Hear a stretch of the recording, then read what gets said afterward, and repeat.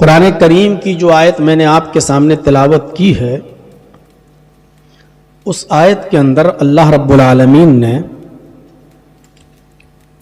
मुनाफिकीन का एक वस्फ, एक सिफत बताई है। मुनाफिक आपने 50 बार सुना होगा ये लफ्ज मुनाफिक। मुनाफिक को मैं सही भाषा में अगर आपको समझाऊं सही तरीके से, तो उसको आप यूं समझिए, जो न गैर मुस्लिम होता है न मुस्लिम होता है, मुज़ब्ज़िबीन बैन ज़ालिक, उसको शक रहता है कि ये सही है कि ये सही है। एक बार आप सेटिंग कर लीजिए ना उसको, अभी इतना ऊंचा कर दिया आप, पीछे वालों को दिक्कत होगी। आज तो कम लोग हैं, कल जब ज्यादा होगा तब क्या करेंगे आप। जो शक में पड़ा होता है ये सही कि ये सही, उसको इत्मीनान नहीं होता है, वो सेटिस्फाई नहीं होता है, ना इस्लाम पर और ना कुफ्र पर।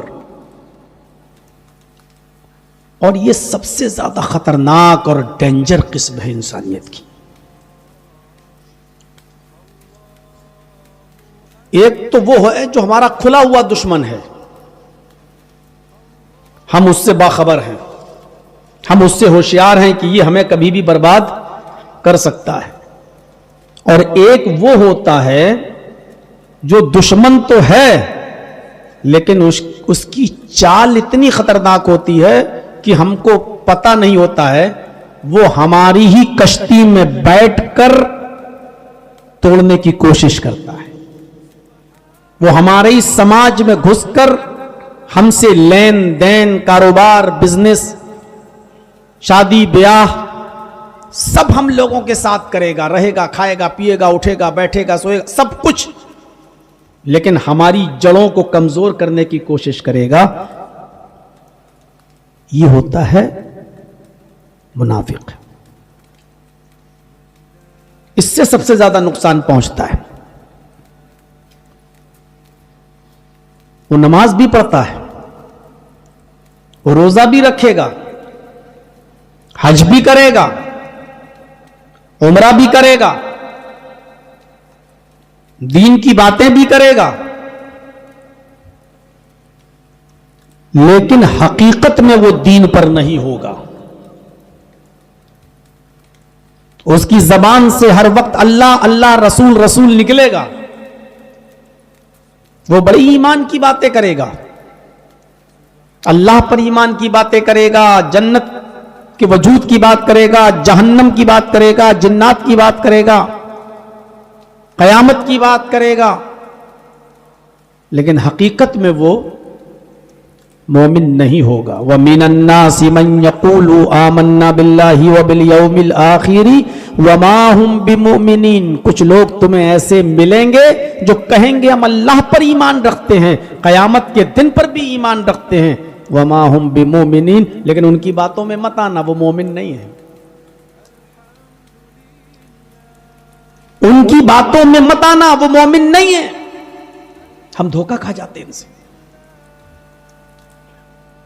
कुरान की जो आयत मैंने आपके सामने पढ़ी, अल्लाह ताला ने देखिए उनका एक वस्फ बताया मुनाफिकों का। क्या? इन्नल मुनाफिकीना युखादिऊन अल्लाह व हुवा खादिऊहुम। ये मुनाफिक अल्लाह को धोखा देने की कोशिश करते हैं, हालांकि वो अपने आप को धोखा दे रहे हैं। अल्लाह को धोखा देना चाहते हैं, लेकिन अल्लाह को कोई दुनिया की कोई ताकत धोखा दे सकती है? ये समझ रहे हैं कि अल्लाह धोखे में, हमने अल्लाह को धोखा दे दिया, हालांकि वो अपने आप को धोखा देते हैं। वो मुसलमान है भी नहीं और मस्जिद में आके नमाज पढ़ लिए, वो समझ रहे हैं देखो अल्लाह भी हमें मुसलमान समझ रहा है, अल्लाह भी हमें मोमिन समझ रहा है, लेकिन अल्लाह तो वो है इन्नहु अलीमुम बिज़ातिस सुदूर, जो तुम्हारे सीने के भेदों को भी जानता है, राज को जानता है। वो वाकिफ है तुम्हारे दिल में क्या है। तो इसलिए अल्लाह को तो वो धोखा दे नहीं सकते, अपने आप को धोखा दे रहे हैं। इनका वस्फ क्या है, इनकी सिफत क्या है, इनकी पहचान क्या है। वइज़ा कामू इला सलाति कामू कुसाला, जब नमाज पढ़ने के लिए खड़े होंगे तो काहिली के साथ, सुस्ती के साथ वो नमाज पढ़ेंगे।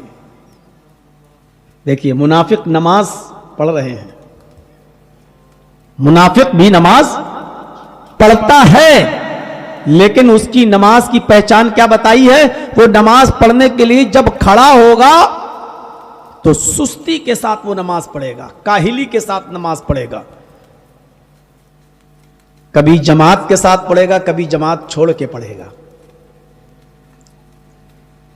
कभी किसी काम में लग गया, उस काम को पूरा कर लें तब जाएंगे नमाज पढ़ने। मसलन दुकान पे हम बैठे हैं, कस्टमर आ गया, अजान भी हो चुकी है, अब कस्टमर को निपटा दें, उसको समझाने में, बातचीत करने में इतना टाइम लग गया कि जब हम मस्जिद में गए तो जमात खत्म हो गई। अब हम अकेले नमाज पढ़ रहे हैं। अजान की आवाज सुनने के बाद कस्टमर को लौटा देना जरूरी है तुम्हारे ऊपर। दुकान बंद करो और मस्जिद में जाओ और जमात के साथ नमाज पढ़ो, यह होना चाहिए था, लेकिन हमने यह नहीं किया। तो नमाज तो पढ़ी लेकिन सुस्ती के साथ। मैच देख लेता हूं, 2 ओवर रह गए हैं, चलो ये खत्म हो जाता है तब जाते हैं। जब मैच खत्म हुआ और जब हम नमाज पढ़ने जाते हैं जमात खत्म हो जाती है। यह है नमाज को सुस्ती के साथ पढ़ना।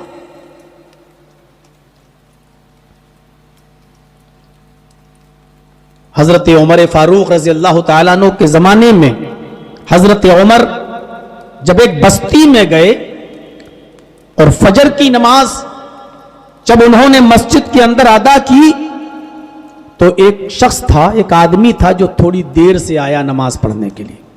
फजर की नमाज बतला रहा हूं मैं आपको। एक आदमी थोड़ा देर से आया और हजरत उमर ने जब नमाज पढ़ाई तो उसकी एक रकात निकल गई थी। जब वो जमात में शामिल हुआ तो एक रकात उसको मिल गई, और जब हजरत उमर ने नमाज पढ़ाकर सलाम फेरा तो उसने एक रकात बाद में अदा की। जो रकात छूट जाती है वो हम लोग बाद में पढ़ते हैं कि नहीं पढ़ते हैं, तो वो एक रकात जो उसकी छूट गई वो बाद में उसने पूरी की।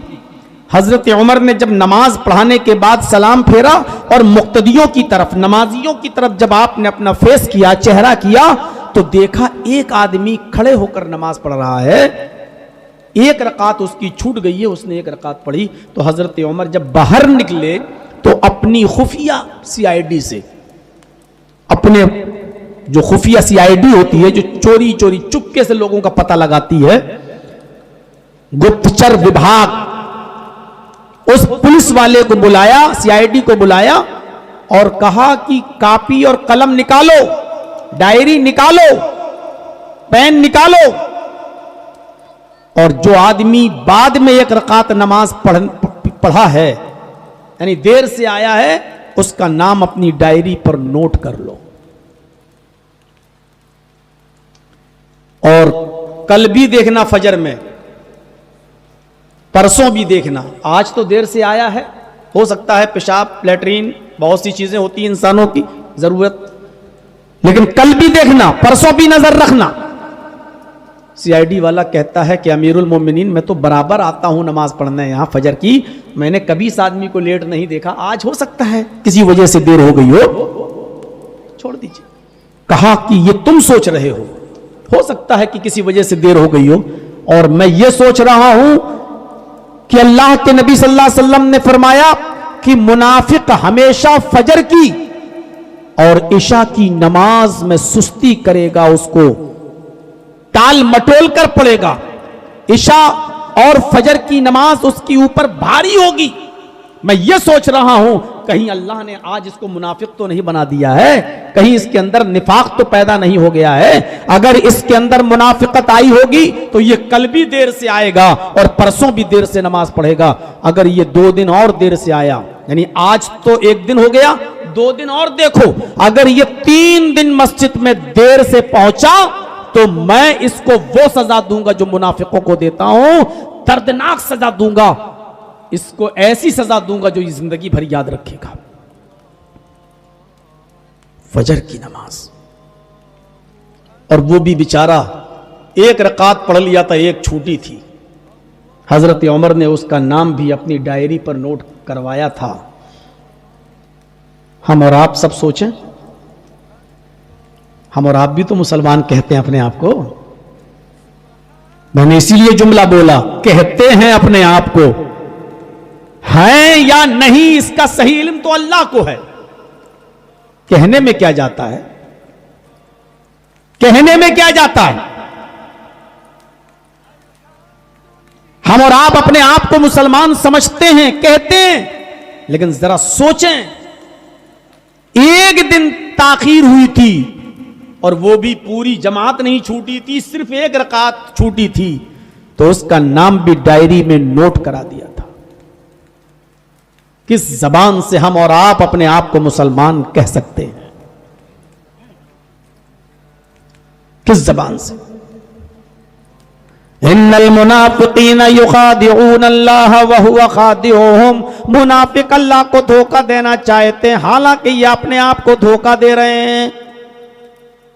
वइज़ा कामू इला सलाति कामू कुसाला, जब ये नमाज पढ़ने के लिए खड़े होते हैं तो सुस्ती के साथ नमाज पढ़ते हैं, काहिली के साथ नमाज पढ़ते हैं। नमाज तो पढ़ते हैं लेकिन टाल मटोल कर, नमाज तो पढ़ते हैं लेकिन सुस्ती के साथ, नमाज तो पढ़ते हैं लेकिन टाइम पे टाइम का ख्याल नहीं रखते। ये मुनाफिकों की पहचान बताई है। और नमाज पढ़ने भी आते हैं तो दूसरी सिफत क्या बताई, सुनिए। दूसरा वस्फ, युराऊन अन्नास। तीसरी सिफत क्या बताई, वला यज़कुरून अल्लाह इल्ला कलीला। ये नमाज पढ़ने खड़े होते हैं तो सुस्ती के साथ, काहिली के साथ, पहली सिफत। और दूसरी सिफत, युराऊन अन्नास, अल्लाह के लिए नमाज नहीं पढ़ते, लोगों को दिखाने के लिए नमाज पढ़ते हैं। जुमे की नमाज नहीं पढ़ेंगे तो मोहल्ले वाले कहेंगे, गांव वाले कहेंगे, अरे वो तो जुमा तक नहीं पढ़ता है। ईद और बकरीद भी अगर हम नहीं जाएंगे तो समाज में रहने वाले कहेंगे कि देखो वो तो ईद की नमाज भी नहीं पढ़ता, वो तो बकरीद की नमाज भी नहीं पढ़ता। अजान हो रही है, मौलाना जर्जी साहब मस्जिद में घुस गए, नमाज पढ़ लो भाई, अजान हो रही। क्यों? अरे अगर नमाज नहीं पढ़ेंगे तो लोग कहेंगे इतना बड़ा मौलवी होकर देखो नमाज नहीं पढ़ता। हाजी साहब हज करके आए, दुकान पे बैठे, अजान हुई, दुकान पे चले गए, अरे हाजी साहब नमाज पढ़, जी दिल में क्या है, नमाज पढ़ लो, वरना लोग कहेंगे इतनी लंबी दाढ़ी रख के हज करके आया है फिर भी नमाज नहीं पढ़ता। यह सोच मुसलमानों की नहीं, मुनाफिकों की सोच है। युराऊन अन्नास, वो लोगों को दिखाने के लिए नमाज पढ़ते हैं, और लोगों को दिखाने के लिए जो नमाज पढ़ी जाए वो शिर्क है, वो इबादत नहीं है। मन सल्ला युराई फक़द अशरक, जिसने दूसरों को दिखाने के लिए नमाज पढ़ी उसने शिर्क किया। अल्लाह के नबी ने फरमाया, जिसने नमाज में दिखावा किया, दूसरों को दिखाने के लिए नमाज पढ़ी, उसने शिर्क किया। इन चीजों को हम सोचें, ये छोटी छोटी चीजें हैं, इनको जहन में रखें। ये मुसलमान की आदत नहीं है, मोमिन की आदत नहीं है। सुस्ती के साथ नमाज पढ़ना मोमिन की आदत नहीं है। बिहार पूर्णिया के मंझली में, ये अमीन जानता है, हमारे साथ आया है, इसके रिश्ते में मामा लगते हैं, मामा। जब भी मैं जाता हूं तो बेचारे मुझे बुलाते हैं और अपनी दुकान पे बिठाते हैं। अभी बिहार में अतिक्रमण शुरू हुआ, दुकानें तोड़ी गई, उसमें उनकी दुकान भी शामिल थी। अभी जो बिहार में चुनाव के बाद अभी जो बुलडोजर चले, उनकी दुकान भी तोड़ी गई। मोबाइल की दुकान है, मोबाइल की। मैं पूरे हिंदुस्तान का सफर कर चुका हूं तकरीबन इल्ला माशाल्लाह कुछ इलाके छोड़कर। आज तक मैंने अपनी जिंदगी के अंदर ऐसा मुखलिस और इतना इबादत गुजार आदमी मेरी नजर में नहीं आया। दुकान उसकी टूट रही है, आधी दुकान टूट चुकी है, और इसी वक्त अजान का वक्त हो जाता है, वो आदमी अपनी दुकान छोड़कर मस्जिद में जाता है, अपने दुकान में मोबाइल रखे हुए छोड़कर मस्जिद में चला जाता है। लोग कह रहे हैं मोबाइल तो रख लो, छोड़ गया, जो होगा देखा जाएगा। खुद अजान देते हैं वो, पांचों वक्त की अजान, अपनी घड़ी में 10 मिनट ज्यादा का टाइम लगाए हुए हैं, आगे चलाते हैं। हजारों रुपए का मोबाइल खरीदने वाला उनकी दुकान पे आ जाए, अगर उनकी घड़ी में जोहर की अजान का वक्त हो गया तो वो शख्स छोड़ के चला जाता है कस्टमर को, चाहे वो 1 लाख रुपए का मोबाइल खरीद रहा हो, और उसी वक्त वो मस्जिद में जाता है, अजान देता है, नमाज पढ़ता है। दुकान टूट रही है उसकी और छोड़ के चला गया दुकान। मोबाइल तक नहीं समेटे उसने, अजान दी, नमाज भी पढ़ाई, और नमाज पढ़ाने के बाद उसने दुआ भी की। काफी देर के बाद आए तो पता चला कि उनकी दुकान टूट चुकी है, और किसी तरीके से उसके ससुर बेचारे आए, साले वगैरह ससुर, और वो मोबाइल ढूंढ रहे थे और उसकी हिफाजत से उसको रख रहे थे। हमने उनसे पूछा कि कितने मोबाइल गायब हुए? कहते पता नहीं, मुझे कुछ नहीं मालूम कितने गायब हुए, क्या हुए। अजान का टाइम हुआ, मौलाना साहब मैं चला गया दुकान छोड़कर। आज भी है वो। हम अंदाजा लगाएं, इस जमाने में भी ऐसे लोग मौजूद हैं। कितनी भी सर्दी हो, रात के 2 बजे उस आदमी का उठना, वुजू बनाना, 2:30-3 बजे मस्जिद में चला जाना, वहां तहज्जुद पढ़ना, और तहज्जुद की नमाज पढ़ने के बाद कुरान की तिलावत करना, और फिर फजर की आजान देना, फिर फजर की नमाज पढ़ाना, और फजर की नमाज पढ़ाने के बाद फिर सूरज निकलने तक जिक्र अस्कार करना, और फिर अपने घर पे आके थोड़ा सोना, और 10 बजे जाकर अपनी दुकान खोलना। मेरे भाइयों, आज भी उनका यह मामूल बना हुआ है। आज भी आप उनके साथ सफर कर लीजिए, और अगर पता चल जाए कि अभी आधा घंटा जोहर में बाकी है और कहीं मस्जिद उनको दिख गई, तो कहते हैं पहले गाड़ी रोको। हमें लोगों ने कहा अभी तो आधा घंटा है, बोले पता नहीं मस्जिद मिली कि नहीं मिली, अभी ये मिल रही है, आधा घंटा यहीं रुक जाओ और इंतजार कर लो। और वो रुक जाता है, वो शख्स इंतजार कर लेता है, फिर उस मस्जिद में जो नमाज का वक्त होता है नमाज पढ़ता है, उसके बाद वो आगे का सफर करता है। मेरे भाइयों, आज के समाज में, इस दौर में ऐसे शख्स आज भी मौजूद हैं। ये दुनिया शायद ऐसे ही लोगों की वजह से अभी बची हुई है। और उसके बरक्स हम अपना जायजा लें, हम अपने गरीबानों में झांक कर देखें। यह शख्स अगर अपने आप को मुसलमान कहे, और हम सिर्फ जुमे की नमाज पढ़ने के बाद अपने आप को मुसलमान कहें, तो फिर मुसलमान का फर्क क्या रह गया? ये शख्स भी मुसलमान है, और इधर जितने बैठे ये भी मुसलमान है जो सिर्फ जुमे की नमाज पढ़ते हैं। जब दोनों मुसलमान हैं, मेरे भाइयों, तो बताइए फर्क क्या है? बेकार है वो आदमी जो रात में इतनी सर्दी में उठ रहा है 2 बजे और 3 बजे और मस्जिद में जा रहा है, तहज्जुद पढ़ रहा है। क्यों? जब जुमे की एक नमाज पढ़ने के बाद भी हम मुसलमान हैं और हमारा इस्लाम बाकी है, तो इतनी मेहनत और इतनी तकलीफें उठाने की क्या जरूरत है हमें और आपको और इस समाज को? युराऊन अन्नास, पहली सिफत यह है कि वो काहिली और सुस्ती के साथ नमाज पढ़ते हैं। दूसरी सिफत यह है कि लोगों को दिखाने के लिए नमाज पढ़ते हैं। तीसरी सिफत यह है मुनाफिक की, वला यज़कुरून अल्लाह इल्ला कलीला, वो अल्लाह को बहुत कम याद करते हैं। यानी मुनाफिक भी अल्लाह को याद करता है लेकिन कम। सोचिए, मुनाफिक वो नहीं है जो बिल्कुल अल्लाह को छोड़ दे। मुनाफिक नमाज भी पढ़ता है, मुनाफिक रोजा भी रखता है, मुनाफिक हज भी करता है, मुनाफिक जुमा भी पढ़ता है, मुनाफिक रोजा इफ्तार भी कराता है, मुनाफिक आपके बाप और आपके बेटे की मैयत में भी आता है, मुनाफिक अपनी औलाद का निकाह आपके साथ और आपकी बेटे बेटियों का निकाह अपने बेटे बेटियों के साथ भी करता है। आपके साथ उठना बैठना है, खाना पीना है, कारोबार है, बिजनेस है, तिजारत है, सब कुछ। और हम धोखे में हैं कि ये मुसलमान है। वला यज़कुरून अल्लाह इल्ला कलीला, अल्लाह को बहुत कम याद करता है, जबकि हुक्म क्या है?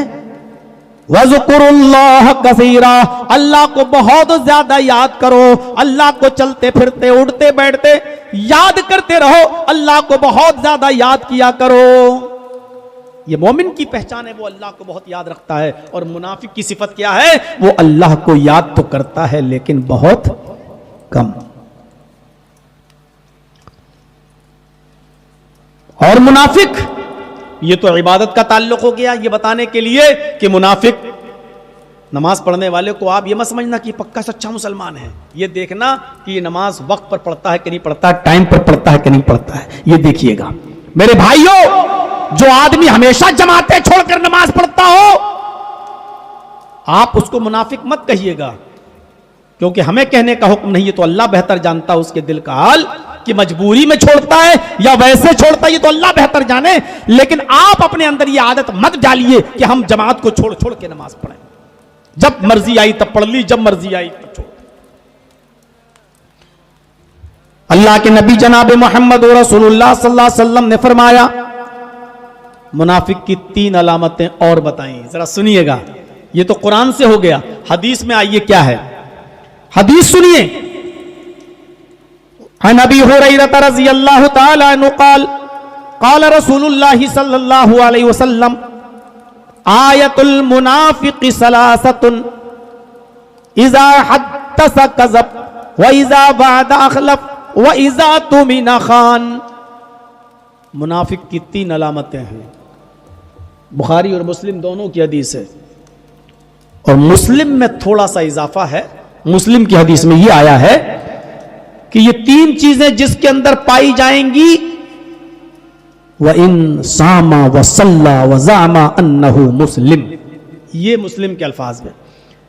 ये 3 चीजें जिसके अंदर, अभी बतला रहा हूं वो 3 चीजें, ये 3 बातें, ये 3 चीजें जिसके अंदर पाई जाएंगी, व इन सामा, कितना ही बड़ा रोजेदार हो वो, कितने भी रोजे रखता हो, व सल्ला, कितना बड़ा भी नमाजी हो वो, चाहे कितना बड़ा नमाजी हो, चाहे कितना बड़ा रोजेदार हो, अगर ये 3 चीजें उसके अंदर पाई जा रही हैं तो वो मोमिन नहीं है, वो मुनाफिक है।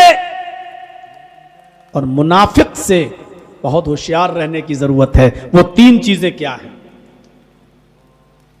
इज़ा हद्दस कज़ब, जब बात करेगा तो झूठ बोलेगा। मौलाना साहब, ये तो पहली सिफत हमारे अंदर पाई जाती है। अरे इन तीनों में से कोई एक भी पाई जाती है तो मुनाफिक। हम तीनों गिना रहे हैं, जरा गिनिएगा और फिर सोचिएगा कि तीनों में से एक है या 2 है या तीनों है हमारे अंदर। इज़ा हद्दसा कज़ब, जब बात करेगा तो झूठ बोलेगा, पहली चीज। व इज़ा वादा अख़लफ़, जब किसी से वादा करेगा तो उस वादे की खिलाफ वर्जी करेगा, उस वादे को पूरा नहीं करेगा। 2, व इज़ा तुमिना खाना, जब उसके पास कोई अमानत रखी जाएगी तो वो अमानत में खयानत कर लेगा, अमानत को लौटाएगा नहीं, वापस नहीं करेगा। ये 3 चीजें जिसके अंदर पाई जाएंगी वो मोमिन मुसलमान नहीं है, वो मुनाफिक है। झूठ बहुत बुरी चीज है। जब इंसान बंदा झूठ बोलता है तो उसके मुंह की बदबू से फरिश्ता 1 मील दूर भाग जाता है। कहीं कहीं झूठ जायज भी है, लेकिन वो मौके दूसरे हैं। तलाक की नौबत आ रही है, आप जानते हैं कि मेरी बीवी हमसे जुदा हो रही है, लेकिन आप झूठ बोलकर ये जानते हैं कि अगर ये झूठ बोल दूंगा तो वो रुक जाएगी, नहीं जाएगी। तो अपनी बीवी को रोकने के लिए और खुश करने के लिए अगर झूठ बोलकर ये उम्मीद है कि वो रुक सकती है और तलाक नहीं लेगी, तो ऐसी सूरत में झूठ बोला जा सकता है। तलाक को रोकने के लिए, अपनी बीवी को खुश करने के लिए झूठ बोलना जायज है। इसी तरीके से दो भाई लड़ गए आपस में, सगे भाई नहीं, दो मुसलमान आपस में लड़ गए, जानी दुश्मनी, वो इसको नहीं देखना चाहता, वो इसको नहीं देखना चाहता, दोनों एक दूसरे के कट्टर दुश्मन। लेकिन जर्जीत साहब चाहते हैं कि वो दोनों एक हो जाएं। जर्जीत साहब के पास ऐसा कोई रास्ता नहीं है, समझा समझा के थक गए लोग, लेकिन वो दोनों एक नहीं हुए, वो दोनों एक नहीं हुए, मानते ही नहीं। लेकिन जर्जीत साहब ने सोचा कि अगर इन दोनों के सामने झूठ बोला जाए तो इस झूठ से ये दोनों मिल सकते हैं। अगर उम्मीद है कि यहां इन दोनों से झूठ बोलकर अगर इन दोनों को मिलाया जा सकता है और वो दोनों मिल सकते हैं, तो उन दोनों को मिलाने के लिए, उन दोनों को एक करने के लिए झूठ बोलना जायज है। कितना बड़ा भी झूठ बोल सकते हो उन दोनों को एक करने के लिए। इसी तरीके से बीवी को खुश करने के लिए, ताकि तलाक न ले, जुदाई ना हो। यह सबसे बदतरीन काम है। शैतान सबसे ज्यादा खुश होता है किसी का रोजा छुड़वा देना, किसी की नमाज छुड़वा देना, इससे शैतान इतना खुश नहीं होता है, क्योंकि ये तो अल्लाह का, अल्लाह चाहे तो माफ भी कर सकता। लेकिन सबसे ज्यादा शैतान खुश तब होता है जब वो ये सुनता है कि फलां आदमी ने अपनी बीवी को तलाक दे दी, जुदाई पैदा करा दी, तफरीक करा दी। सबसे ज्यादा खुश होता है शैतान इस बात से। यहां झूठ बोलना जायज। तो मेरे भाइयों, वैसे झूठ बहुत बुरी चीज है, उसकी कबाहत पूछो मत, इतनी बुरी है। इसीलिए माएं अपने बच्चों को सच बोलने की तरबियत किया करती थी। आपने वो वाकया सुना होगा, अब्दुल कादिर जीलानी बगदादी रहमतुल्लाह अलैह का।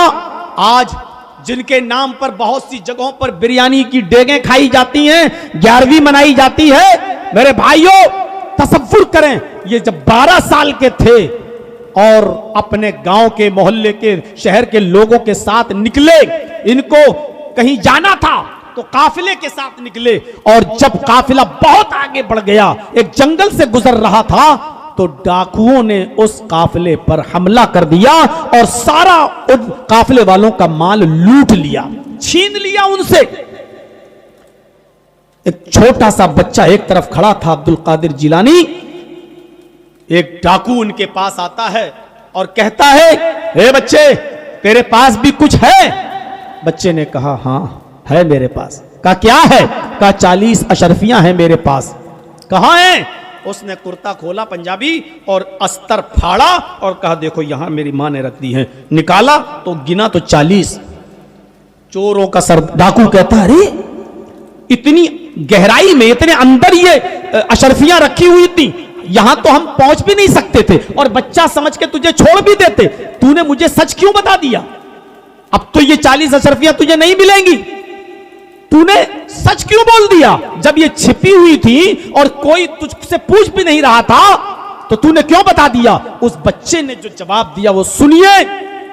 जवाब देता है वो बच्चा कि मेरी मां ने इन 40 अशरफियों को मेरे दामन के अस्तर में सिल दिया था, और चलते वक्त मुझसे ये कहा था कि बेटे, हालात चाहे कितने खराब हों, चाहे कितने नागुफ्ताबे हालात हों, चाहे कितने खराब हालात हों, कोई भी पोजीशन हो, किसी भी कंडीशन में, अरे मेरे बेटे तुम झूठ मत बोलना।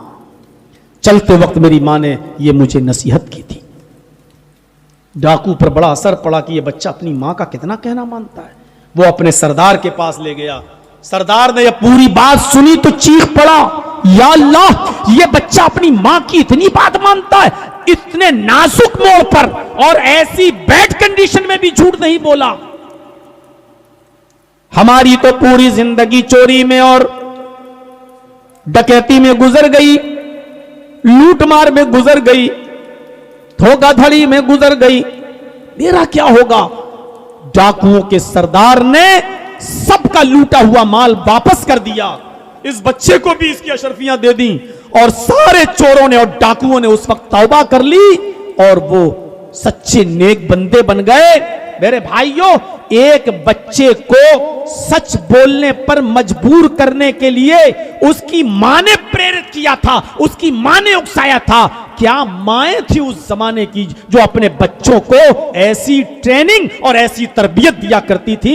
आज हम अपनी मां और बहनों के बारे में सोचें कि वो अपने बच्चों को क्या ट्रेनिंग देती हैं, और उनकी लड़कियां और उनकी बेटियां और बेटे आज क्या ट्रेंड लेकर उठ रहे हैं, क्या सीख रहे हैं।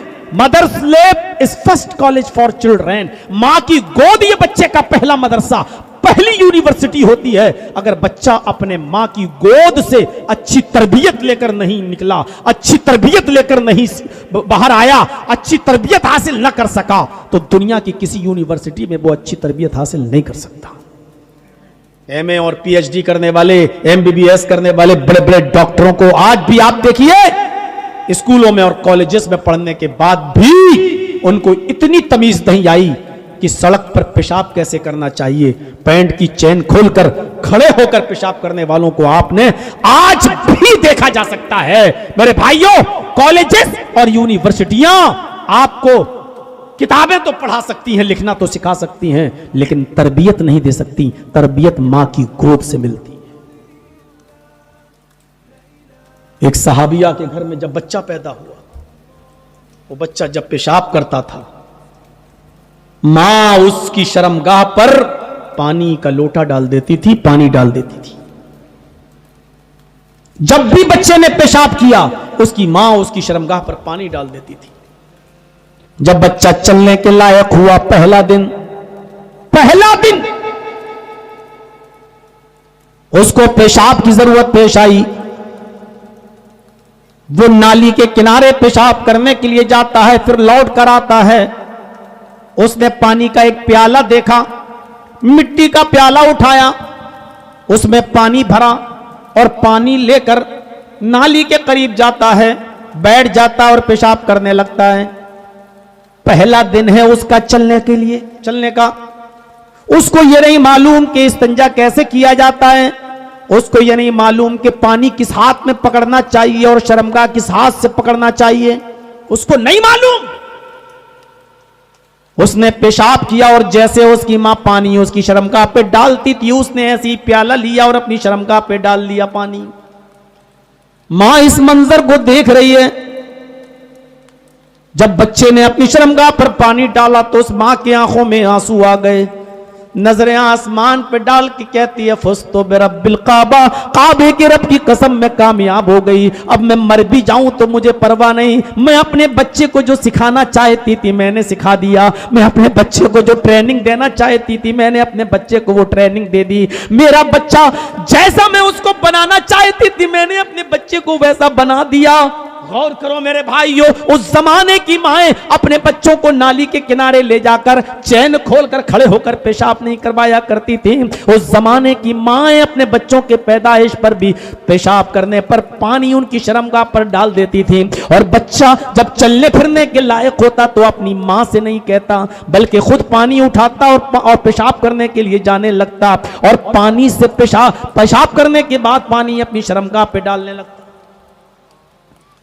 ये ट्रेनिंग दिया करती थी उस जमाने की मां। हम कहां हैं? क्या है? ना तो हम सच बोल रहे हैं, जबकि सच ही इंसान को बचाता है और झूठ इंसान को तबाही और बर्बाद वक्ती तौर पे फायदा हो सकता है, लेकिन झूठ इंसान को तबाही और बर्बादी के दहाने पर ले जाता है।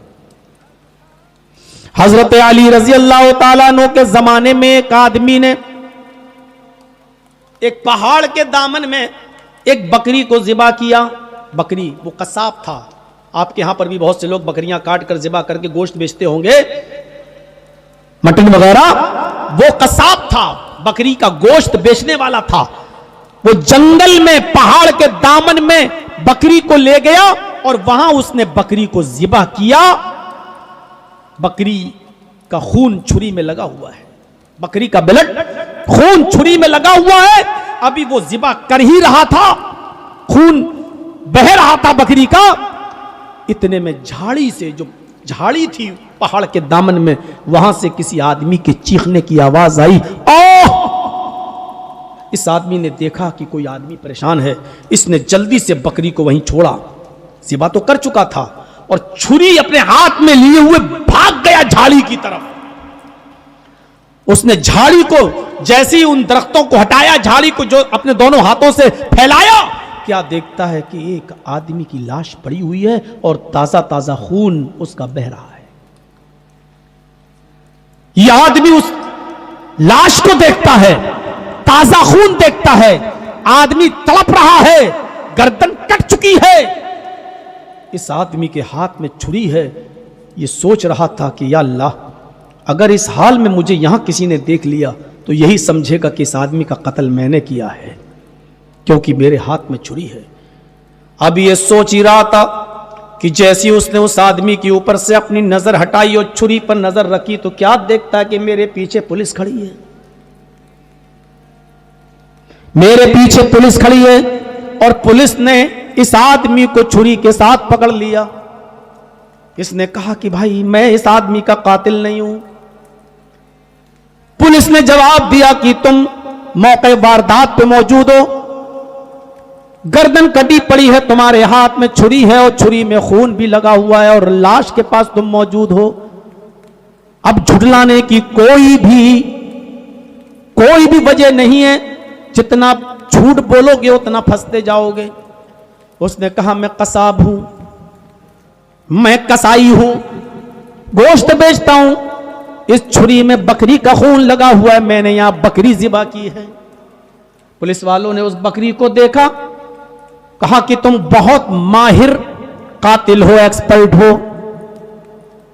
तुमने सबूत मिटाने के लिए बकरी को यहां लाए हो, और इस आदमी का मर्डर भी तुमने किया और बकरी को भी ज़िबा तुमने किया, ताकि पकड़े जाएं तो यह कह सको कि मैंने बकरी ज़िबा की है, उस आदमी को नहीं मारा। यहां तुम्हें कोई और बंदा दिखाई दे रहा है, किसी और के पैरों के निशान तुम्हें दिखाई दे रहे हैं, कौन है? तुम्हारे अलावा कोई नहीं। आदमी तड़प तड़प के मर गया, चीखा और उसकी चीख की आवाज तुम्हारे कानों में आई, और मौके वारदात पे तुम मौजूद हो, किसी के जाने की आवाज भी नहीं, किसी के पैरों के निशान भी नहीं, और तुम कह रहे हो ये कत्ल मैंने नहीं किया। चलो तुम्हारा मुकदमा चलेगा। मुकदमा चला, हजरत अली के सामने बात आई, पूरी बातें पुलिस वालों की सुनी और इस आदमी की भी सुनी, लेकिन हजरत अली को भी यह लगा कि यही आदमी कातिल है। क्यों? किसी दूसरे आदमी के पैरों के निशान नहीं मिल रहे हैं, मौके वारदात पे ये मौजूद है, पुलिस वालों ने इसको लाश के पास देखा है, इसके हाथ में छुरी भी है और छुरी में लगा हुआ खून भी है। उस जमाने में साइंस ने इतनी तरक्की नहीं की थी कि छुरी में लगे हुए खून को लेबोरेटरी पे ले जाकर उसकी पहचान कराई जाए कि ये इंसान का है या किस जानवर का है। उस जमाने में साइंस ने इतनी तरक्की नहीं की थी। हजरत अली ने भी फैसला सुनाया कि नहीं, तुम ही कातिल हो और तुम्ही को सजा दी जाएगी। जुमे का दिन आ गया, कत्ल के लिए इस आदमी को ले जाया गया, भीड़ लग गई, सजा सबके सामने दी जाती थी, अकेले में नहीं। आज भी सऊदी वगैरह में जब किसी को सजा दी जाती है तो सबके सामने दी जाती है ताकि लोगों में डर पैदा रहे, बना रहे। इस आदमी को ले जाया गया, मजमा जमा हो गया, जल्लाद तलवार लेकर आ गया, इस आदमी को बिठा दिया गया, गर्दन नीचे कर दी गई और कहा गया जल्लाद से, इस आदमी की गर्दन उड़ा दो। जो पब्लिक देख रही थी, उसी आवाम में, उसी पब्लिक में एक आदमी चीखते हुए कहता है, अय अली रुक जाओ, अय अमीरुल मोमिनीन रुक जाओ, इस आदमी को कत्ल ना करो, ये कातिल नहीं है, इस आदमी ने कत्ल नहीं किया है। हजरत अली ने कहा रुक जाओ, इधर आओ, तुम्हें कैसे मालूम कि इस आदमी ने कत्ल नहीं किया? कहा मैं जानता हूं, ये तो कसाब है, बकरी का गोश्त बेचने वाला है, ये कातिल नहीं है। हकीकत में इस आदमी की छुरी में बकरी का खून लगा हुआ था, इस किसी आदमी के कत्ल का नहीं। हजरत अली ने कहा कि तुम कैसे ये बता सकते हो, कैसे? कहा मैं जानता हूं। तो कहा फिर तुम ये भी जानते होगे कि उस आदमी का कत्ल किसने किया? इस आदमी ने कहा जी मैं ये भी जानता हूं कि असली कातिल कौन है। हजरत अली ने कहा तुम्हारी चश्मदीद गवाही बेगुनाह को बचा सकती है और असली मुजरिम को सजा दिलवा सकती है, इसलिए जल्दी बताओ कि तुमने किस आदमी को कत्ल करते हुए देखा है। उसने कहा अमीरुल मोमिनीन असली कातिल मैं ही हूं,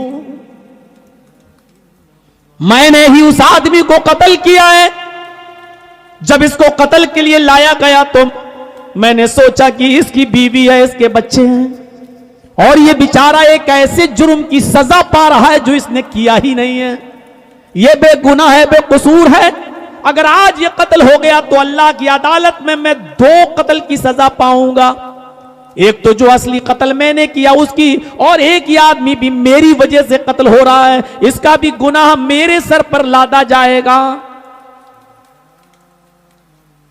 आपकी बस्ती में तो कत्ल को कुछ समझते ही नहीं है, यहां तो पानी की तरह खून बहता है, गाजर और मूली भी कुछ महंगी है, इंसान का कत्ल उससे भी सस्ता। चलो उस तरफ कल आऊंगा इंशाअल्लाह। मेरे भाइयों जरा तसव्वुर कीजिए आप, असली कातिल आ गया और कहता है कि मैं हूं, अल्लाह की अदालत में मैं 2 कत्ल की सजा नहीं भुगत सकता, मैं हूं असली कातिल। हजरत अली ने कहा असली कातिल को कत्ल कर दिया जाए और इस आदमी को छोड़ दिया जाए क्योंकि ये बेगुनाह है। जब असली कातिल को लाया गया और उसको बिठा दिया गया और जल्लाद को आगे खड़ा किया गया, इसको कत्ल कर दो, तो हजरत अली के बेटे हजरत हसन सामने आ गए और कहने लगे आए अब्बू जान, क्या आपने कुरान नहीं पढ़ा? अल्लाह कुरान के अंदर फरमाता है मन कतल नफ्सन बिगैरि नफ्सिन औ फसादिन फकअन्नमा कतल अन्नास जमिया, जिसने किसी एक इंसान को कत्ल किया बगैर गलती के, बगैर फसाद के, बगैर किसी जुर्म के, तो उसने पूरी दुनिया को कत्ल कर डाला।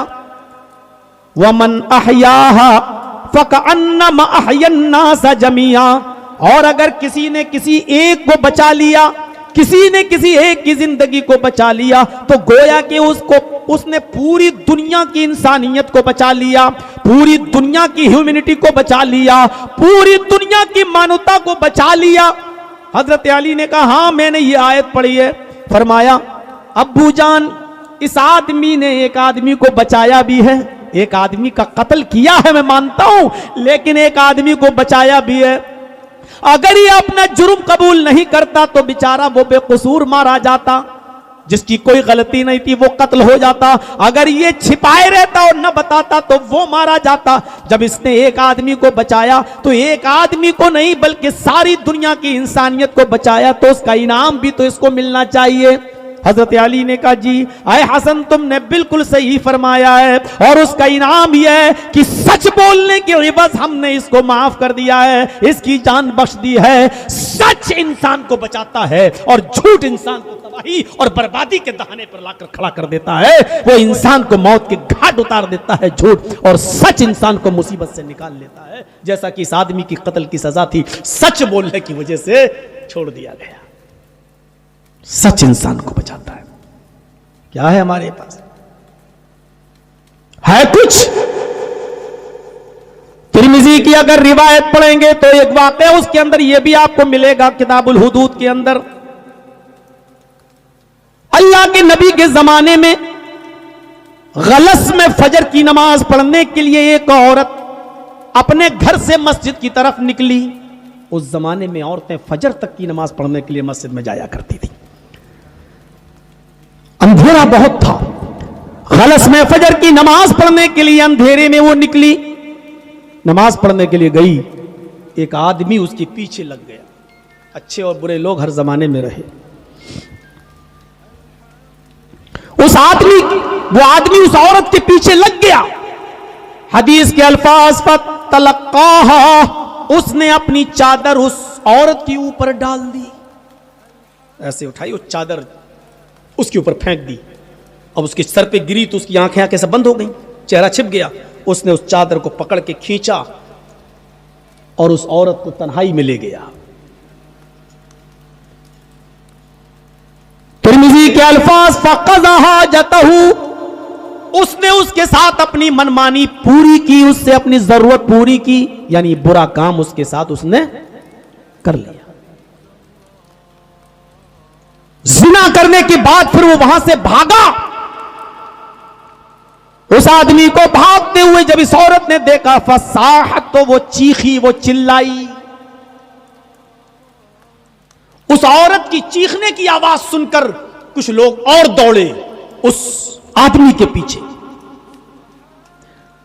तो जब वो औरत चीखी तो उसकी आवाज सुनकर एक आदमी सबसे पहले निकला। वो भागने वाले आदमी के पीछे पीछे भागने लगा। इतने में 4, 5, 10, 15 आदमी और निकले, वो इस आदमी के पीछे भागने लगे। कैफियत देखिए क्या हुई।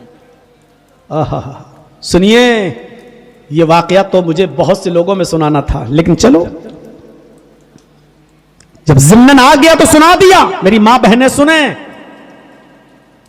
औरत ये भागा बुरा काम करके, ये चीखी, इसकी चीखने की आवाज करीब में किसी आदमी ने सुनी, वो भी निकला। उसने किसी को भागते हुए देखा तो ये उसके पीछे पीछे भागा।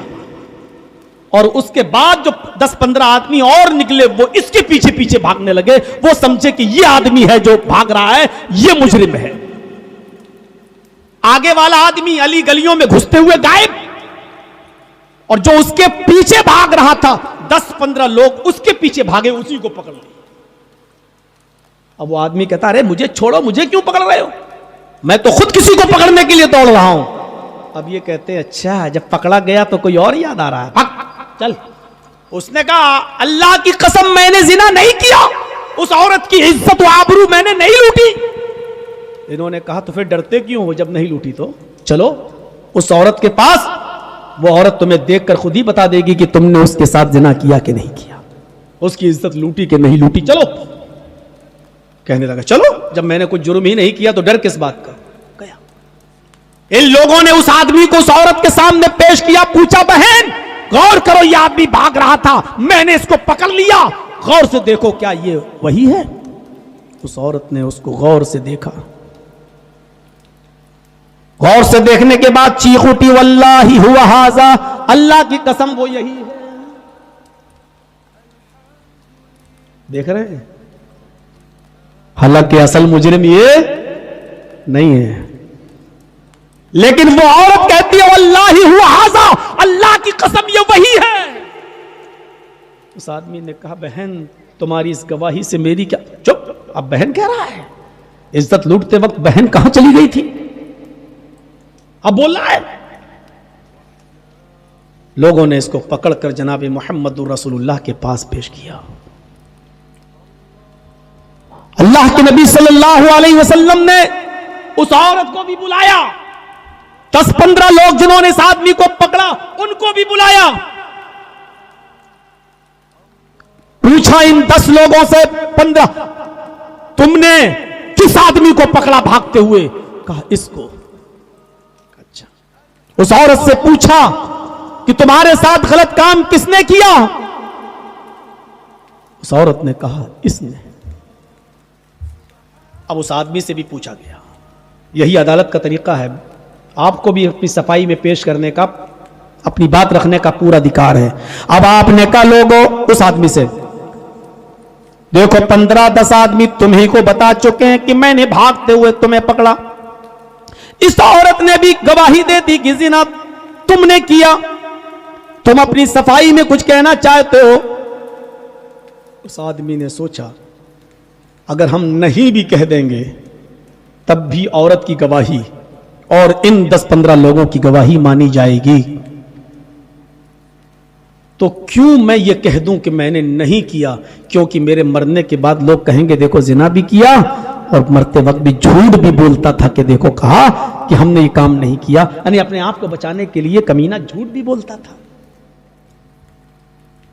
उसने कहा अल्लाह के नबी मैं अपनी सफाई में कुछ पेश नहीं करना चाहता हूं, हकीकत में मैंने ही जिना किया है। अल्लाह के नबी हाँ मैंने ही जिना किया है, मैंने ही इस औरत की इज्जत व आबरू से खेला है। गौर कीजिए, औरत ने भी इसको बताया, 10-15 लोगों ने भी इसको बताया, हालांकि आदमी मुजरिम नहीं है, सिर्फ इसलिए कि लोग मुझे मेरे मरने के बाद झूठा न कहें, इस झूठा न कहने के इल्जाम से बचने के लिए कह रहा है हाँ मैंने ये काम। अल्लाह के नबी फरमाते हैं ठीक है जाओ, जुमे के दिन अब सजा दी जाएगी। इस आदमी को भी पत्थरों से मार मार के संसार कर दिया जाएगा, क्योंकि शादीशुदा की यही सजा है। जुमे का दिन भी आ गया, वो औरत भी पहाड़ी पर चढ़कर देखने लगी। ये अल्फाज मुस्तद अहमद के हैं, मैं भी देखूं कि मेरी इज्जत लूटने वाले को कैसे मारा जाता है। आपने औरतों को भी इजाजत दे दी कि तुम भी सजा को देखो, मर्दों से अलग पहाड़ी पे चढ़ के पर्दे के साथ। यह भीड़ लग गई, भीड़। उस आदमी को लाया गया और चारों तरफ से पत्थर इकट्ठे कर लिए गए। जब चारों तरफ से पत्थर इकट्ठे कर लिए जाते हैं और उस आदमी को मारने की तैयारी होती है, तब उसी भीड़ में से एक आदमी दौड़ते हुए आता है और कहता है अल्लाह के रसूल आप अपना फैसला वापस ले लीजिए, अय अल्लाह के नबी आप अपना हुक्म वापस ले लीजिए, इस आदमी को सजा न दीजिए, ये आदमी जानी नहीं है, इस आदमी ने इस औरत की इज्जत नहीं लूटी। अल्लाह के रसूल ने कहा रुक जाओ, रुक गए, तुम्हें कैसे मालूम इसने इज्जत नहीं लूटी? कहा अल्लाह के नबी असल मुजरिम ये नहीं है, इस औरत की इज्जत से खेलने वाला मैं हूं। अल्लाह के रसूल उस औरत से जिना मैंने किया है। आपने कहा उस औरत को बुला के लाओ। वो औरत बुलाकर लाई गई। इन 10-15 लोगों से पूछा गया, ये कह रहा मैंने जिना किया और तुम कह रहे हो कि मैंने भागते हुए इसको पकड़ा। अब ये लोग कहते कि अल्लाह के नबी पकड़ा तो भागते हुए इसी को है मैंने, लेकिन जब पकड़ा था तो ये आदमी मुझसे ये कह रहा था कि मैं तो खुद किसी के पीछे दौड़ रहा हूं, मैं तो खुद मुजरिम को पकड़ना चाहता हूं, तुम मुझे क्यों पकड़ रहे हो? कहा कि इसने ये बात कही थी कि हां। फिर उस आदमी से पूछा फिर तुमने मुझे ये क्यों नहीं बताया? कहा अल्लाह के रसूल कौन सुनता मेरी, औरत मुझे बता रही है जिनाकार, ये लोग मुझे बता रहे हैं। मैं चाहता था कि मर जाऊं लेकिन मुझे झूठा ना कहा जाए, इसलिए मैंने भी कह दिया कि मैंने किया है, लेकिन हकीकत यह है कि मैंने नहीं किया। आपने उस औरत से पूछा फिर से देख इन दोनों को, यह आदमी कह रहा है कि मैंने नहीं किया और यह कह रहा मैंने किया, देख इन दोनों में से कौन है? उस औरत ने इसको देखा, फिर इसको देखा, फिर इसको देखा, फिर इसको देखा, कहती अल्लाह के नबी रात इतनी अंधेरी थी कि मैं पहचान नहीं सकती इन दोनों में से असल मुजरिम कौन है। अब ये अगर कबूल कर रहा है तो यही होगा, क्योंकि इस आदमी ने मुझसे भी कहा था कि मेरी बहन मैंने तुम्हारे साथ गलत काम नहीं किया, कहा तो इसने भी, लेकिन मुझे यकीन नहीं हुआ, मैंने सोचा कि बचने के लिए ऐसा कह रहा है। अब ये असल मुजरिम अगर कह रहा कि मैंने किया तो यही होगा। अय अल्लाह के नबी इसी को सजा दे। आपने असल मुजरिम को सजा के लिए तलब किया, वो पहले ही से मौजूद। इमाम तिर्मिज़ी किताबुल हुदूद में नकल करते हैं कि फिर उस आदमी को रजम कर दिया गया जो असल मुजरिम था। ये तिर्मिज़ी के अल्फाज हैं, लेकिन इमाम अहमद इब्न हंबल ने अपनी मुस्नद के अंदर नकल किया कि अल्लाह के नबी के सामने सच्ची गवाही देने वाला जब मुजरिम आया और उसने कहा कि मैंने जुर्म किया, मैं असली कातिल हूं, तो आपने फरमाया कि तूने वक्त पर आकर एक बेकसूर आदमी की जान बचाकर बहुत बड़ा नेक काम किया, तेरे जिना की सजा अल्लाह माफ करेगा। इस आदमी को बेकसूर को बचाने का इनाम मैं तुझे दे रहा हूं, और वो इनाम यह है कि मैं तेरी जान बख्श रहा हूं कि तूने एक बेकसूर आदमी की जान को बचा लिया। वक्त पर आकर एक बेकसूर की जान की हिफाजत हो गई, वरना वो बेचारा मारा जाता। जा, मैंने तुझे माफ कर दिया। तौबा कर जिना से, जो तूने किया अल्लाह तुझे माफ करेगा। मेरे भाइयों, सच्चाई इंसान को बचाती है और झूठ इंसान को तबाही और बर्बादी के दहाने पर खड़ा कर देता है। इज़ा हद्दसा कज़ब, सच बोलने वाला मोमिन है, और जो झूठ बोले बात बात पर वो मोमिन नहीं, मुनाफिक है। दूसरी चीज पर आइए, इज़ा हद्दसा कज़ब व इज़ा वादा अखलफ, जब वादा करता है तो वादा खिलाफी करता है। वादा खिलाफी करने वाला भी मोमिन नहीं है, मुनाफिक होता है, मोमिन नहीं। आप किसी से वादा कर लें, कभी कभी ऐसा होता, कोई घर बनाने वाला आया और उसने मकान, वादा हो गया इतने पे बनाओ, इतना ठीक है, अब उसके बाद में आप अब आनाकानी करें और मिस्त्री से और मजदूर से कहें साहब आपने अच्छा नहीं बनाया और ऐसा नहीं किया वैसा नहीं किया, हम आपको 1000 रुपए नहीं देंगे, 700 रुपए देंगे, 600 रुपए देंगे। ये अहदो पैमान को तोड़ना है। मेरे भाइयों, बचिए इससे, जिससे जो वादा आपने किया है वादे को पूरा कीजिए। अल्लाह के नबी सल्लल्लाहु अलैहि वसल्लम जब सुलह हुदैबिया के मौके पर वादा कर रहे हैं कि इस साल हम जा रहे हैं, आइंदा साल आएंगे और 3 दिन से ज्यादा नहीं रुकेंगे, तलवार लाएंगे लेकिन मियान में रहेगी, मेरा आदमी तुम्हारे पास आ जाएगा और तो हम वापस करेंगे, और तुम्हारा आदमी मेरे पास आ जाएगा मदीना तो हम वापस करेंगे, और मेरा आदमी अगर तुम्हारे पास आ जाए तुम वापस नहीं करना चाहते तो मत करना। आपने यहां सिग्नेचर किए और कबूल कर लिया उनके एग्रीमेंट को। जिस वक्त आपने हजरत अली से सिग्नेचर करवाया और यह तो पैमान पूरा हुआ, वादा किया, उसी वक्त हजरत अबू जुंदल बेड़ियों में पड़े हुए काफिरों के चंगुल से किसी तरीके से बचते बचाते हुए आए और वहीं पर आकर गिर पड़े जहां मोहम्मद रसूलुल्लाह थे।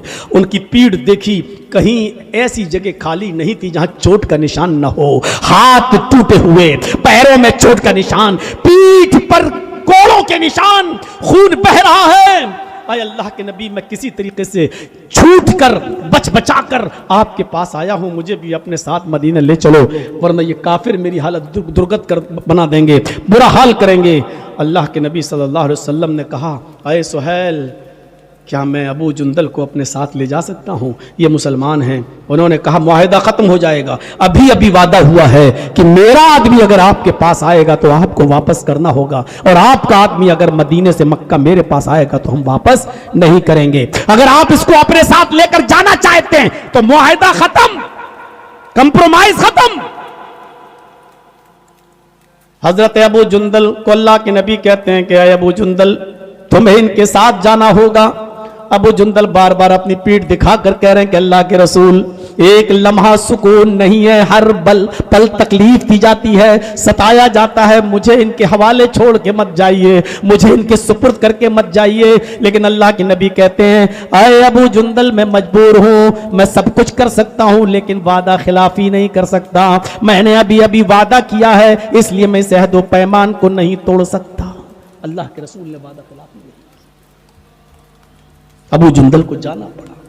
आपने कहा अबू जुंदल सब्र करो, अल्लाह हमारे साथ है, इंशाअल्लाह कोई सबील निकालेगा। सहाबा किराम की आंखें लाल थी काफिरों के ऊपर, और अल्लाह के रसूल से कह रहे थे कि हमारा भाई है, कैसे जुल्म हो रहे हैं उसके ऊपर, और आप फिर उनके हवाले कर रहे हैं। और अल्लाह के नबी कह रहे हैं क्या करूं, मैंने उनको जबान दे दी है और वादा कर लिया। आज जबान की क्या हैसियत है, यहां तो रिश्तेदारियां छोड़ देते हैं। अच्छा रिश्ता दिख गया अमीर तो लड़की वाला इस लड़के को छोड़ देता, नहीं अब दूसरा हमें सरकारी सर्विस वाला मिल गया, इस लड़के में ऐप निकाल देगा और दूसरे को। वादा वादा होता है, जबान जबान होती है, वादा खिलाफी करने वाला मोमिन नहीं होता है, मुनाफिक होता है, मुनाफिक। हजरत उमर फारूक ने जब हरमुजान से कहा तेरी सजा है कत्ल, तुझे कत्ल करूंगा, कत्ल के लिए उसको लाया गया, कहा आखिरी तमन्ना बोल। कहने लगा उमर, आखिरी तमन्ना यह है कि तू अपने हाथ से मुझे पानी दे और मैं पानी पीना चाहता हूं। हजरत उमर ने कहा चलो, हम तो सोचे थे बड़ी मुश्किल तमन्ना करेगा, हाय ले पानी लाए और उसको दे दिया, ले पानी पी। हंसने लगा। हजरत उमर ने कहा ज्यादा मत हंस, पानी पीने के बाद तेरी गर्दन अभी यहां पड़ी होगी। हंस रहा है। उसने कहा हाँ पी रहा हूं। ऐसे पानी का गिलास मुंह तक ले गया, ऐसे हटा लिया, फिर मुंह तक ले गया, फिर पीता, मुंह तक ले गया, फिर हटा के उमर की तलवार देखता। उमर कहते क्या हुआ, पानी पी, क्यों ड्रामा कर रहा है, नौटंकी क्यों कर रहा है, पानी जल्दी पी, तुझे फिर कत्ल किया जाए, वरना कहेगा कि उमर ने पानी भी नहीं पीने दिया। कहा कि उमर डरता हूं कहीं तू वादा खिलाफी ना कर जाए। कहा कैसी वादा खिलाफी? मैंने पानी मांगा, कहीं ऐसा ना हो कि मैं पानी पीने लगूं और मैं पूरा पानी पी भी ना सकूं और तू मेरी गर्दन उड़ा दे। डरता हूं इस बात से, इसलिए मैं डर रहा हूं कहीं तेरी तलवार मेरी गर्दन पे ना चल जाए। हजरत उमर ने कहा तू तो जानता है कि मुसलमान कभी झूठ नहीं बोलता और कभी वादा खिलाफी नहीं करता। आए हरमुजान, मैं तुझसे वादा करता हूं और एक मुसलमान का वादा है, एक मोमिन का वादा है कि जब तक तू उस पानी को पी नहीं लेगा जो तेरे हाथ में है, मैं तेरी गर्दन पर तलवार नहीं चलाऊंगा। उसने पानी का गिलास उठाकर फेंक दिया, हंसने लगा। हजरत उमर ने कहा पानी क्यों फेंका, हंस रहा है? कहा उमर, मैं जानता हूं कि मुसलमान कभी झूठ नहीं बोलता और मुसलमान कभी वादा खिलाफी भी नहीं करता। अभी अभी आपने मुझसे वादा किया कि जब तक तू उस पानी को पी नहीं लेगा जो तेरे हाथ में है, मैं तेरी गर्दन पर तलवार नहीं चलाऊंगा। ना मैं वो पानी पीऊंगा ना तेरी तलवार मेरी गर्दन पर चलेगी। मैं पानी पीऊंगा ही नहीं वो जो तूने मेरे हाथ में दिया था, पानी मैंने फेंक दिया। ना मैं पानी पीऊंगा और ना तेरी तलवार मेरी गर्दन पे चलेगी। मैं जानता हूं कि मुसलमान कभी वादा खिलाफी नहीं करता। हजरत उमर ने कहा मैं अपना वादा पूरा करता हूं। लोगों छोड़ दो इसको, जाने दो इसको। मुझे डर है कि अगर वादा खिलाफी करके इसको मार दिया मैंने तो अल्लाह के यहां कहीं मुनाफिक बनकर न उठ जाऊं। जाने दो इसको। लेकिन हरमुजान भी देखता है हजरत उमर ने अपना वादा पूरा किया तो मुसलमान वादे के कितने पक्के हैं। हरमुजान वहीं पर इस्लाम कबूल कर लेता है और कहता अशहदु अल्ला इलाहा इल्लल्लाह व अशहदु अन्ना मुहम्मदन अब्दुहु व रसूलुहु। पढ़िए अल फारूक अल्लामा शिबली की। मेरे प्यारे साथियों, उमर ने अपना वादा निभाया। अब्दुल्ला इब्ने उमर, यही उमर के बेटे अब्दुल्ला, जब इनके इंतकाल का वक्त आया, आखिरी वक्त था, कहने लगे फला नौजवान को बुलाओ। लोगों ने कहा बहुत दूर रहता है। कहा जल्दी बुलाओ। कहा क्या हुआ? बहुत दूर से बुलाने जाना पड़ेगा, उसको आने तक पता नहीं आपकी तबीयत और न बिगड़ जाए। कहते मैं जानता हूं कि मैं जाकनी के आलम में हूं, मैं जानता हूं कि मैं मरजुल मौत में मुब्तला हूं, मैं जानता हूं कि अब मेरे पास ज्यादा वक्त नहीं है, लेकिन उस नौजवान को लेकर आओ। मैंने उस नौजवान से वादा किया था, आए नौजवान, जब मेरी बेटी बालिग हो जाएगी, बैचलर हो जाएगी, तो मैं अपनी बेटी की शादी तुम्हारे साथ कर दूंगा, मैं अपनी बेटी का निकाह तुम्हारे साथ कर दूंगा। मेरी बेटी बालिग हो चुकी है, मैं अपना वादा पूरा करना चाहता हूं। ये वादा पूरा करने से पहले नहीं चाहता हूं कि मेरी रूह निकले। अरे लोगों, उस नौजवान को बुलाकर लाओ। अगर मेरी जिंदगी में आ गया तो मैं अपना वादा पूरा कर दूंगा, और अगर उस नौजवान के आने से पहले मैं मर जाऊं, मेरा इंतकाल हो जाए, तो मैं इजाजत दे के जा रहा हूं कि मेरी बेटी का निकाह उस नौजवान से कर देना। मैंने इजाजत दे दी। ऐसे वादे के पूरा करने वाले लोग थे। इंतकाल के वक्त भी अपना वादा याद आ रहा है। और आखिरी चीज, सर्दियों की इस ठंडी रात में मेरे भाइयों, इज़ा तुमिना खाना, जब उसके पास अमानत रखी जाती है तो खयानत कर जाता है। एक वाकया सुनाऊंगा मेरे भाइयों, दिलचस्प है, मेरी मां बहनों जरा गौर से सुनिए, तुम्हारे मतलब का है। मक्के के अंदर इस वाक़े को इब्ने रजब हम्बली रहमतुल्लाह अलैह ने अपनी किताब तबकात हनाबिला के अंदर नकल किया है। तबकात हनाबिला के अंदर मक्के के अंदर एक नौजवान काम करता था, बेचारा मजदूरी काम करता था, बड़ा गरीब था, तंगदस्त था, कमाता था तो खा लेता था, नहीं कमाता था तो मस्जिद के दरवाजे पर बैठ जाता था, कोई भूखा देखता था खिला देता था, बड़ा तंगदस्त, बड़ा गरीब था। एक दिन वो बेचारा भूखा प्यासा किसी काम की तलाश में निकला, लेकिन भूखा था, शिद्दत से भूख लगी थी उसको, हार्ड हंगरी, बहुत सख्त भूखा था वो बेचारा। वो अपने घर से किसी काम की तलाश में निकला, उसको रास्ते में एक रेशम की थैली पड़ी हुई मिली। बहुत आसान उर्दू वर्ड इस्तेमाल करके आपके दिमाग में मैं अपनी बात बिठा रहा हूं, सुनिएगा। एक रेशम की थैली उसको मिली जो रेशम के धागे से बंधी हुई थी, रेशम के धागे से बंधी हुई थी। उसने उस रेशम की थैली को उठा लिया, उसने रेशम के धागे को खोल के देखा तो सोच भी नहीं सकता था इतनी कीमती चीज उसके अंदर रेशम की थैली में रखी हुई है। कीमती चीज, मोतियों का बेशकीमती हार, बेशकीमती। आज के इस मौजूदा जमाने में लाखों रुपए की उसकी कीमत, बेशकीमती मोतियों का हार उसके चश्मे तसव्वुर ने कभी नहीं देखा था, सोचा भी नहीं था उसने कि हमें इतनी कीमती चीज मिल जाएगी। उसने उस रेशम की थैली को रेशम के धागे से बांधा और जाकर अपने घर गया और उस रेशम की थैली को रख दिया। सोचने लगा कि चलो अब मेरे दिन फिर जाएंगे, गरीबी दूर हो जाएगी, चलते हैं। चलो अभी तो नहीं बेचेंगे, जब मौका आएगा तब देखेंगे, अभी फिर कमाने के लिए जाते हैं। अजान का वक्त था, यह आदमी खाने काबा के दरवाजे पर पहुंचा।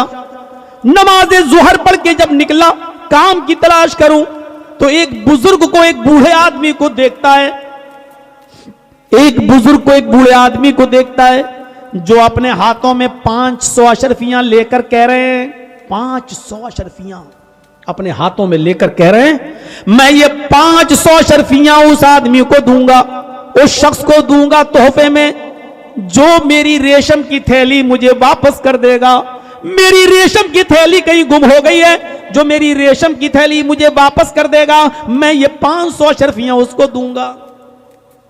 इस नौजवान ने सोचा, लगता है कि वो रेशम की थैली इसी आदमी की है। चलो वैसे मुझे ढूंढना पड़ता, मुश्किल था, क्योंकि कोई भी चीज जो पड़ी हुई हो उसको 1 साल तक आप इस्तेमाल नहीं कर सकते हैं अपने ऊपर, उसको उसके मालिक के हवाले करना है, ढूंढना है, तलाश करना है 1 साल तक। मौलाना साहब किन लोगों में बता रहे हो ये मसले, किन लोगों को, जिनको अगर 5 का सिक्का भी जमीन पे मिल जाए तो वो भी न दें और कम से कम 2-4 बीड़ी खरीद ले, एक पान ही खरीद के खा जाए उसका भी। 1 साल तक कौन हिफाजत करेगा? मसले किसको बता रहे हो आप? सही बात है, किन लोगों को मसले बता रहा हूं ये हमें भी सोचना चाहिए। सुनिए मेरे साथियों, उसने सोचा कि चलो असली मालिक मिल गया, अब हमें 1 साल तक उसके मालिक को नहीं ढूंढना है, और ये बेचारा अगर असली मालिक हुआ तो 500 अशरफियां दे देगा इनाम में मुझे तोहफे में, तो 500 अशरफियां भी मेरे लिए बहुत कुछ अहमियत रखती हैं। चलो इस बुजुर्ग को अपने घर लेके चलते हैं। उस बुजुर्ग को अपने घर ले गया और पूछने लगा कि बताओ तुम्हारी थैली कैसी थी? उसने बताया ऐसी थी, इस धागे से बंधी हुई थी और उसमें तकरीबन लगभग कमोबेश इतने इतने मोती थे। जो उसने पहचान बताई, टोटल पहचान के मुताबिक जो थैली थी वो इसी बुजुर्ग की थी। लाया, उठाया वो नौजवान और इस बुजुर्ग को दे दिया, लीजिए। उस बुजुर्ग ने देखा, नौजवान अल्लाह तुम्हें जज़ाए खैर दे, तुमने मुझे मेरी अमानत वापस कर दी। अब वादे के मुताबिक ये 500 अशरफिया मैं तुम्हें देता हूं, लो तुम इसको ले लो। इस नौजवान ने कहा कि बुजुर्गवार, ये अमानत आपकी थी और आप तक पहुंच गई। मैंने आपके घर में कोई मेहनत तो नहीं की, मजदूरी तो नहीं की, कोई काम तो नहीं किया, ये 500 अशरफिया मुझे किस बात की दे रहे हैं? ये तो मेरी जिम्मेदारी थी कि असली मालिक तक उस थैली को पहुंचा दूं, और अल्हम्दुलिल्लाह मुझे बगैर मेहनत किए हुए असली मालिक मिल गया। मैं ये तुम्हें दे दिया। 500 अशरफियां किस बात की? कहा मैं ये खुशी में दे रहा हूं। कहा ये मुझे खुशी में क्यों दे रहे हो? इसलिए ही तो दे रहे हो क्योंकि मैंने तुम्हारी थैली वापस कर दी। कहा जी। कहा जो मेरी जिम्मेदारी थी वो मैं, उससे सबको दोष हो गया, तो जब मैंने कोई मेहनत ही नहीं की तो ये 500 अशरफियां किस बात की? नहीं मैं नहीं ले सकता। का नौजवान तुम भूखे प्यासे हो, तुम गरीब हो, तंग दस्त हो, ये ले लो, काम आएगा। कहा मैं ये क्यों ले लूं जब मैंने कोई काम ही नहीं किया, कोई मेहनत ही नहीं की, मेरा दिल गवारा नहीं करता, मेरा जमीर मुझे इस बात की इजाजत नहीं देता कि ये फ्री फंड में ऐसी बिना मेहनत के ये 500 अशरफिया मैं आपसे ले लूं, नहीं ले सकता।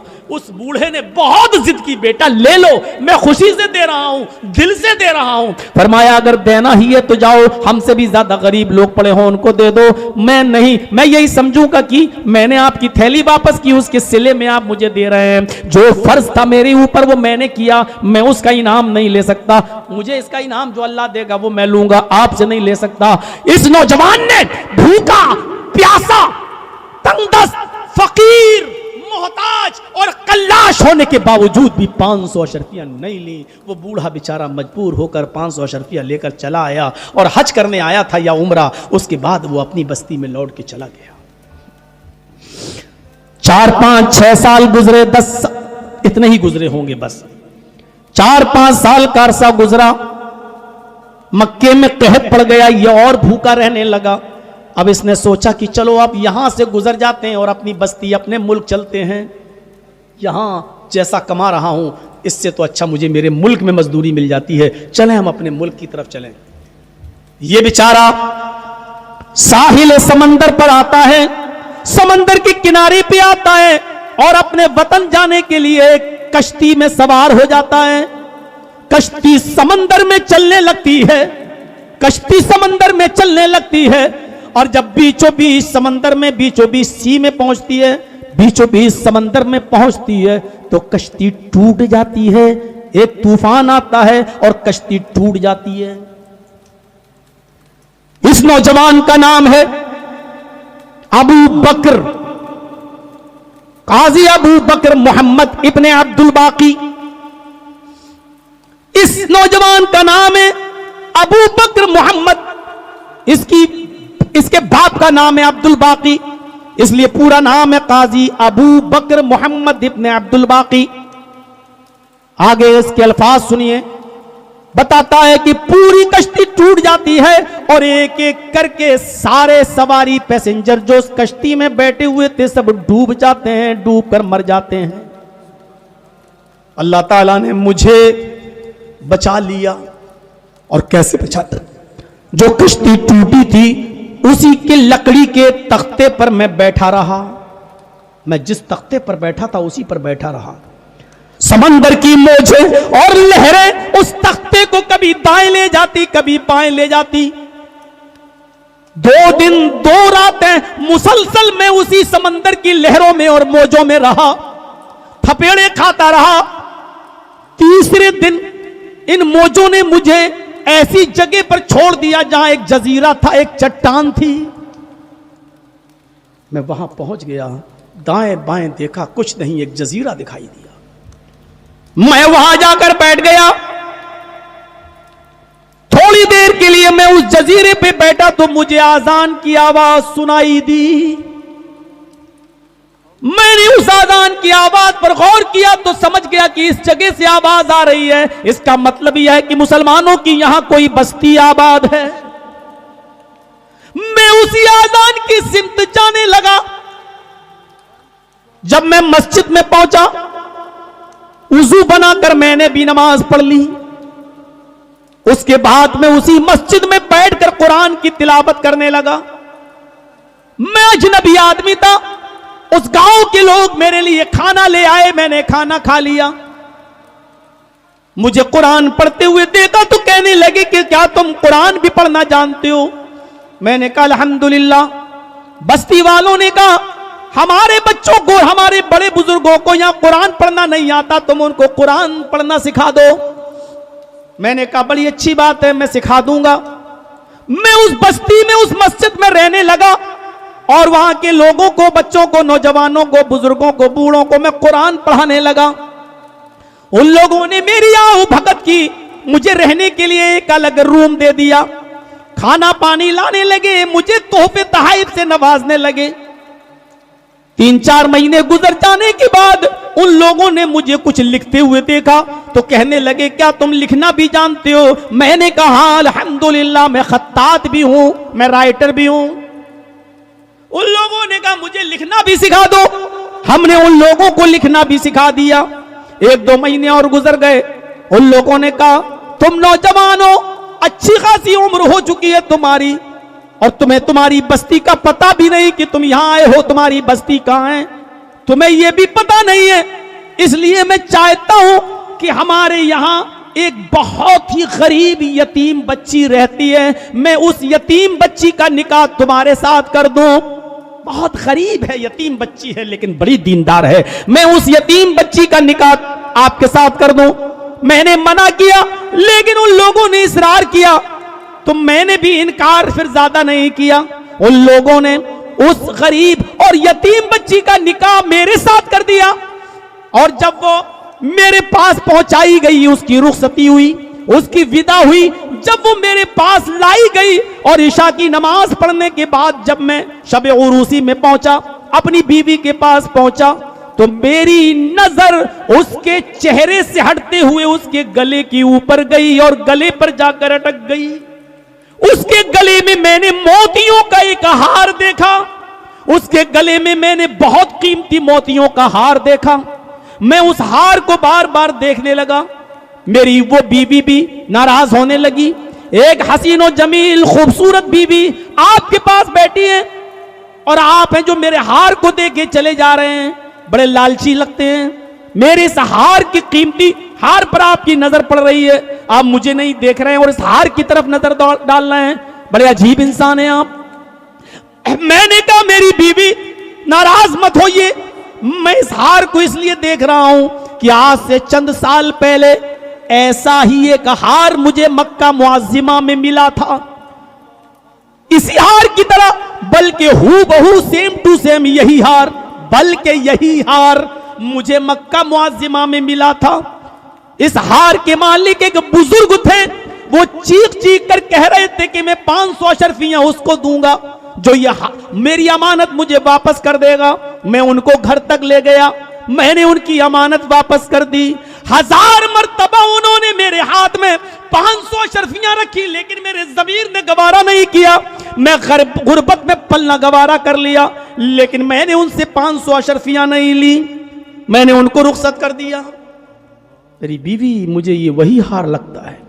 मेरी जबान से जब उसने ये वर्ड्स सुने, ये जुमले सुने, तो जोर जोर से चीखने लगी, सुभान अल्लाह, सुभान अल्लाह, हाय मेरे प्यारे शौहर, ये वही हार है, आपने बिल्कुल सही पहचाना है।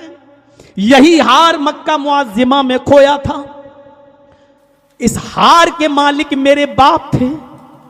वो बुजुर्ग जिसको आपने वो हार लौटाया, वो मेरे वालिद थे, मेरे बाप थे।